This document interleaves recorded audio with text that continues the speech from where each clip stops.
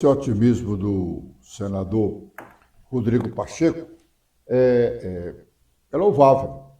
Ele diz que está realmente em entendimento com o Poder Executivo. O Poder Executivo tem muito interesse nisso. Aliás, toda a sociedade tem interesse nessa reforma tributária, que se fala da necessidade de termos uma reforma tributária, se fala há muitos anos.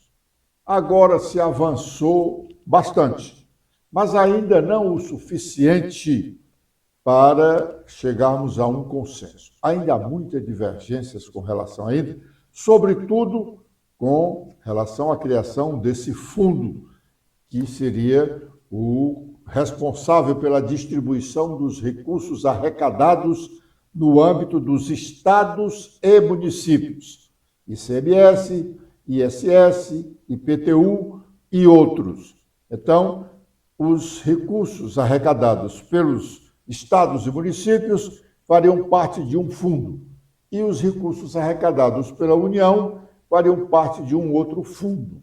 Quanto à distribuição dos recursos arrecadados pela União, não me parece haver grandes divergências, mas quanto ao controle e distribuição da arrecadação dos estados e municípios, ainda há muita divergência e não sei se é real, ou melhor, se concretizará esse otimismo do senador Rodrigo Pacheco, porque governadores de estados, prefeitos de capitais, sobretudo, não estão satisfeitos. A promessa de que o relator, o senador Eduardo Braga, tem uma solução para a criação desse fundo é uma saída que se vê lá no fim do túnel. Mas será que esse fundo que ele vai apresentar atenderá a maioria dos interesses dos governadores e prefeitos?